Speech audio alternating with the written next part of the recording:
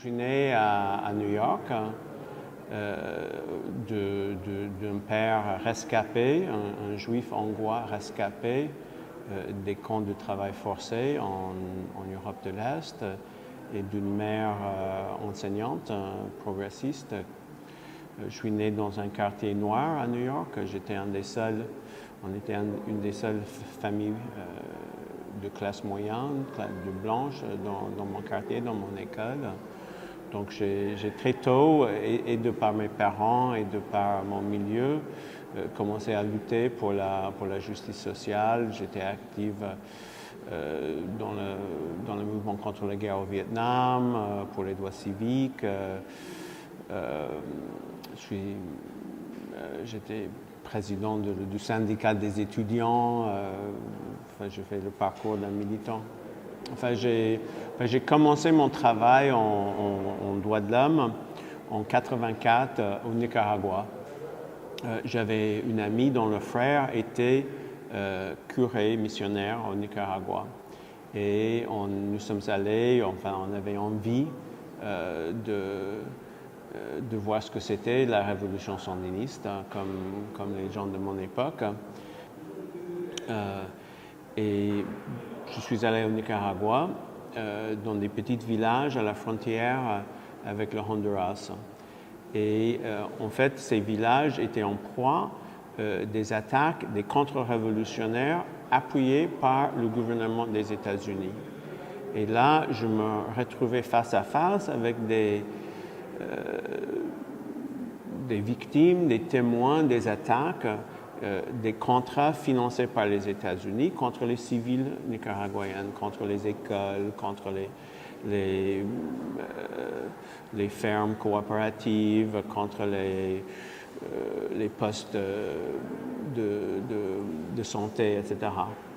Et je me suis dit, les gens là me disaient, mais est-ce que votre gouvernement sait est-ce que le peuple américain sait ce qui est en train de se faire ici? Et j'ai pris l'engagement, j'étais très ému parce que j'avais vu et j'ai senti une grande responsabilité et j'ai pris l'engagement d'en parler à mon retour aux États-Unis.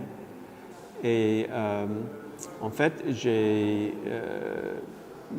décidé, je travaillais à l'époque comme substitut du procureur de l'État de New York. Et j'ai décidé de renoncer à mon poste et de rentrer à Nicaragua et d'écrire, de documenter, comme on dit, ce qui se faisait. Donc j'ai passé 5 mois à parcourir le Nicaragua, à prendre des témoignages des personnes qui avaient assisté ou qui étaient elles-mêmes victimes des attaques des contrats. J'ai publié un rapport qui était... Mon rapport a été publié 2 semaines après que le président Reagan qualifie les contrats comme l'équivalent du père fondateur des États-Unis, the moral equivalent of our founding fathers. Et donc, mon rapport qui étayait une série de massacres, d'atrocités, de viols, de pillages, des choses comme ça, était versé dans le débat, qui était à l'époque, c'est difficile d'imaginer, mais à l'époque, en fait, l'aide des États-Unis au contrat était la question de politique étrangère aux États-Unis, parce que c'était au Nicaragua, Guatemala, au Salvador que jouait un peu la fin de la guerre froide un peu. Et donc mon rapport était à la une des New York Times et ça m'a valu une critique personnelle du président Reagan qui m'a accusé d'être payé par les sandinistes. Mais en fait, ça a changé les termes du débat. Et le Congrès a coupé les crédits au contrat. Et bon, depuis, mon rapport a été publié en mars 85, donc ça fait 30 ans que je travaille maintenant comme militant des droits humains. Donc j'ai travaillé un peu à droite et à gauche. J'ai travaillé à Genève pour la Commission internationale de juristes. J'étais en charge des programmes pour l'indépendance des juges et des avocats. J'ai travaillé avec Salvatore Sanese, un grand juriste italien. J'ai travaillé avec des avocats qui étaient persécutés pour leur engagement. J'ai travaillé à côté des avocats assassinés en Philippines, en Colombie, pour le travail. J'ai fait ça, puis j'ai dirigé une ONG à Washington que j'ai donné comme mandat de former, de travailler avec des défenseurs nationaux. Puis j'étais recruté par les Nations Unies. J'ai dirigé la division des droits de l'homme de la mission de paix, de maintien de la paix au Salvador, juste après la guerre civile. Donc j'ai travaillé à la reconstruction d'un état de droit. J'ai aussi travaillé pour les Nations Unies au Congo, en RDC, dont j'ai co-dirigé une enquête sur des massacres à l'est du Congo. J'ai fait beaucoup, en fait, pendant des années, j'étais un peu pigiste de droits de l'homme. J'ai fait pour Amnesty, pour Human Rights Watch. J'ai travaillé, je suis allé au Tibet. Je suis allé au Timor de l'Est quand c'était occupé par l'Indonésie. J'étais même expulsé, manu militari, de Timor par les forces indonésiennes. J'ai fait des missions pour Amnesty au Sierra Leone.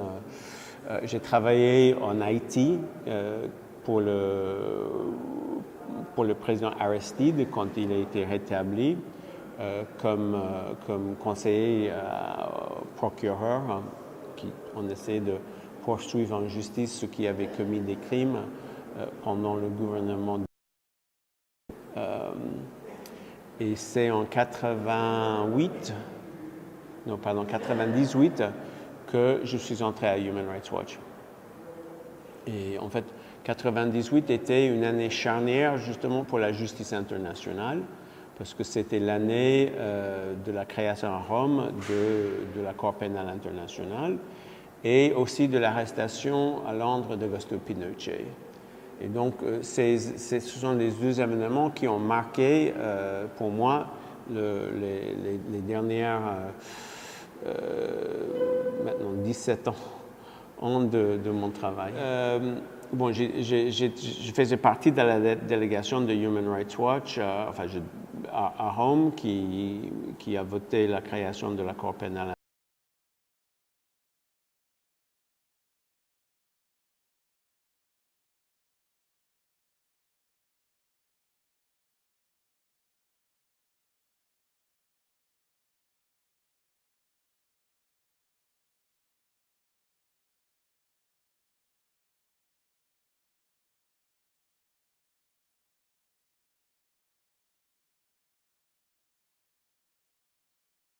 Human Rights Watch et Amnesty ont été acceptés comme parties intervenant devant les chambres des Lords. Et donc, je passais à peu près 7-8 mois à Londres pour les audiences sur l'arrestation et l'immunité du Pinochet.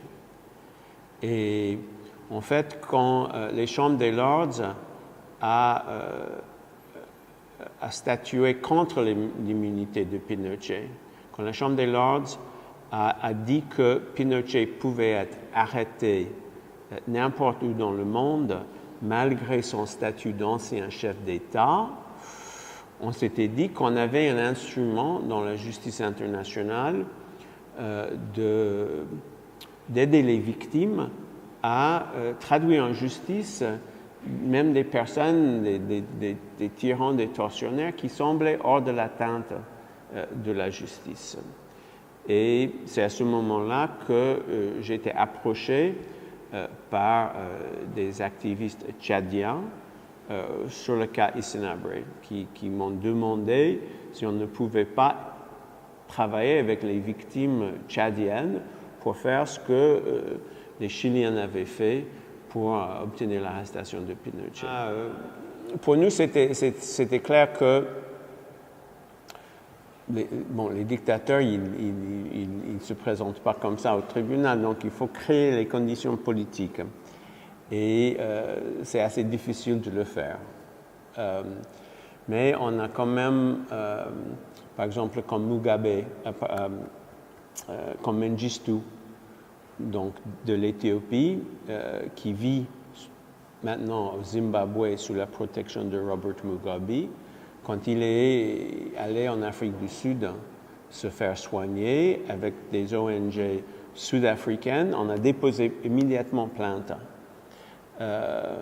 Mais le gouvernement sud-africain a préféré le laisser partir. J'ai été contacté par la communauté asiatique qui avait été expulsée de l'Ouganda pour le cas d'Idi Amin. Et nous avons rencontré les autorités saoudiennes parce que Idi Amin vivait en exil en Arabie Saoudite. Et l'ambassadeur à Genève de l'Arabie Saoudite m'a expliqué que je ne comprenais pas le sens de l'hospitalité bédouine et que lorsque vous recevez un visiteur dans vos tentes, vous n'avez pas le droit de vous poser des questions, ce qui n'est pas vrai d'ailleurs. Mais voilà, il était bien protégé jusqu'au jour de sa mort, Idi Amin.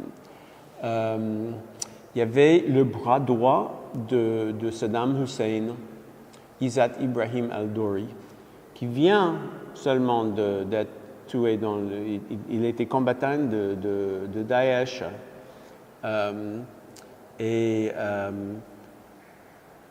Mais à l'époque, il était le bras droit de Saddam Hussein. Sa signature figure sur des ordres pour gazer les Kurdes. Il était allé se faire soigner à Vienne. Et avec un parlementaire autrichien du Parti vert, on a commencé à manifester pour qu'il soit arrêté. Mais le gouvernement autrichien a préféré le laisser partir.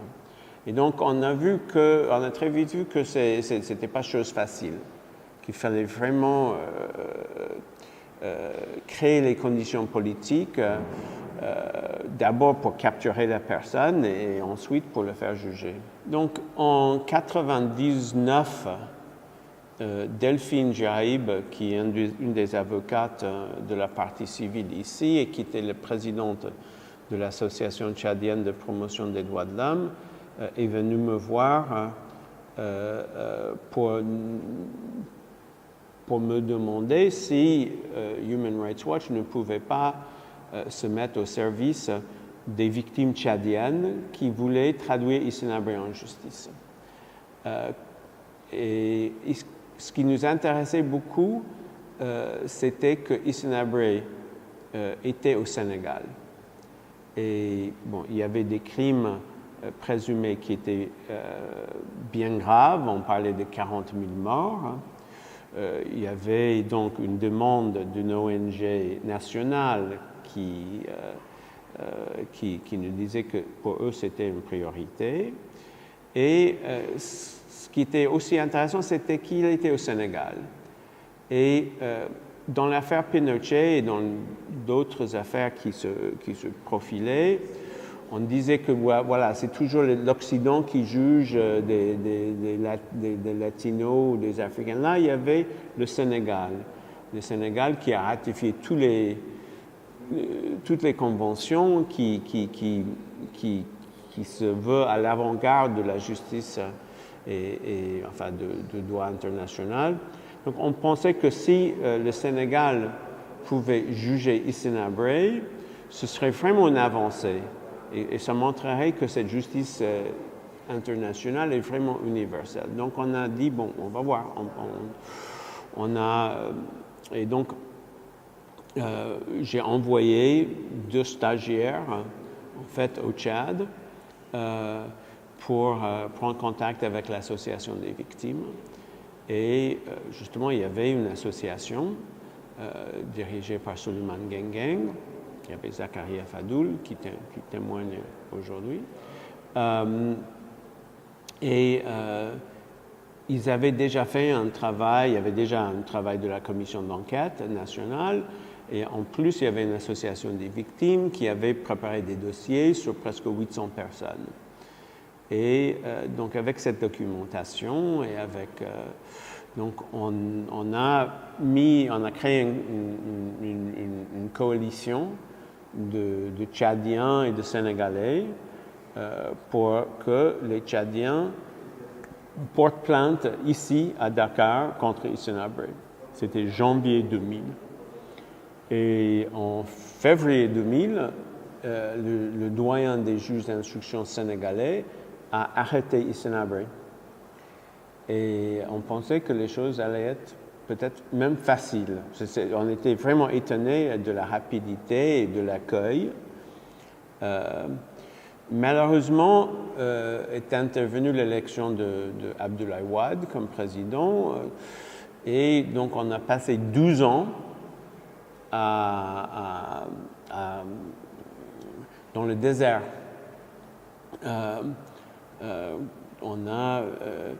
Mais en fait, comme avec Moïse, ce passage du désert nous a beaucoup renforcés.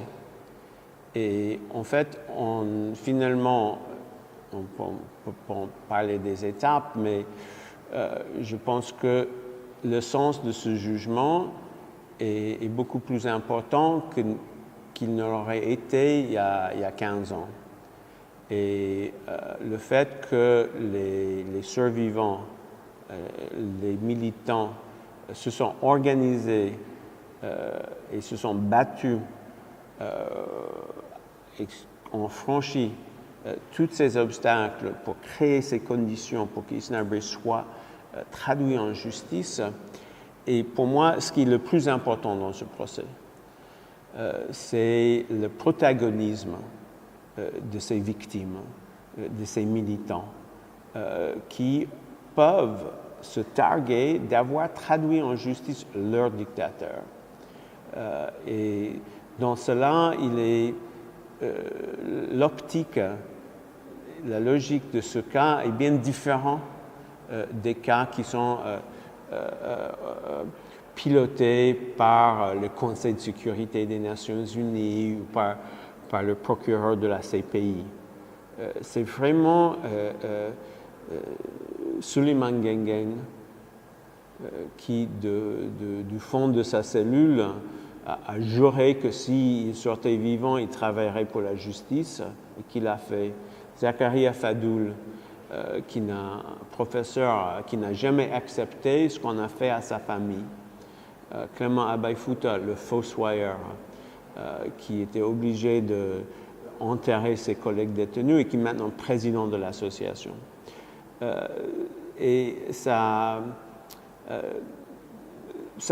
transpire ici dans le procès, on voit le protagonisme des victimes et ça rend accessible ce précédent aux autres victimes dans le monde, aux autres militants. Tout le monde peut être Suleiman Gengeng, tout le monde peut être Reed Brody, tout le monde ne peut pas être procureur de la CPI ou Conseil de sécurité. Je pense que la répression sur Hissène Habré a été menée dans un pays très distant des centres d'information. Je pense qu'on ne savait pas beaucoup à l'international. Il y avait Amnesty. Et on a écouté pendant ce procès, d'ailleurs, qu'Amnesty avait fait 23 rapports sur Hissène Habré. Mais à la différence d'autres tyrans qui ont fait le même genre d'exaction, même la même ampleur, il est beaucoup moins connu. Il est beaucoup moins connu que Idi Amin, il est beaucoup moins connu même que Mengistu. Et évidemment, il est beaucoup moins connu que ceux qui commettent ces forfaits actuellement. On n'était pas à cette époque un monde interconnecté. Le Tchad est un pays enclavé entre le Mali, la République centrafricaine, le Soudan, la Libye, donc c'est vraiment au milieu de nulle part. Malheureusement, ce qu'il a en commun avec beaucoup d'autres gouvernements répressifs de l'époque, c'était que Hissène Habré était soutenu de bout en bout par les États-Unis. L'arrivée de Hissène Habré au pouvoir est la première opération clandestine de l'administration Reagan. Mais c'était surtout les États-Unis, c'est aussi la France. Hein. Évidemment, le Tchad fait partie de la chasse gardée de la France, mais en fait, et d'ailleurs, il y avait beaucoup de querelles entre les États-Unis et la France parce que les États-Unis sont intervenus pour soutenir Habré. Ils ont intervenu très fortement au Tchad pour stopper Kadhafi. Et donc, ils sont quelque part allés dans la chasse gardée de la France pour sauvegarder ce qu'ils voyaient comme leurs intérêts nationaux. Je dois dire que, et c'est tout à son crédit, que l'administration Obama est un des soutiens les plus fermes de la lutte des victimes et des chambres africaines extraordinaires. Donc, en quelque sorte, il se rattrape un peu.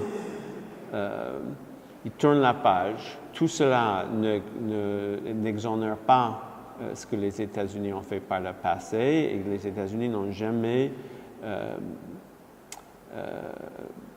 parlé de ça. Et à notre avis, il faudrait que, à l'instar de ce que Clinton a fait au Guatemala, de ce que beaucoup ont fait au Rwanda, qu'on présente nos excuses pour ce que les États-Unis ont fait. Moi, j'ai fait beaucoup de missions au Tchad, je ne les compte pas, mais c'est surtout en 2001 que nous avons retrouvé les archives de la police politique de la DDS, des archives qui retracent dans le détail comment la répression a été organisée, des archives qui sont utilisées ici au procès. Nous n'étions pas les premiers à exploiter ces archives, mais ils étaient laissés à l'abandon pendant des années. Et on ne savait pas où ils étaient. Et tout à fait par hasard, on les a retrouvés et on les a classés, triés, mis dans des CD-ROM et mis à la disposition de la justice. Mais ce sont des listes journalières de personnes mortes en détention. C'est des documents bureaucratiques. Il y a un document qui était envoyé, c'est un document qui était envoyé au président Habré, qui demandait la libération qu'on transfère à l'hôpital des prisonniers de guerre. Il faisait état d'une demande de la Croix-Rouge pour que des prisonniers de guerre soient envoyés à l'hôpital. Et il y a un manuscrit, il dit, il n'est pas question, désormais aucun prisonnier de guerre ne doit quitter la maison d'arrêt, sauf en cas de décès. Et les chambres africaines ont soumis ce document et ce manuscrit à un expert graphologue qui a confirmé que c'était bien la signature, l'écriture de Hissène Habré.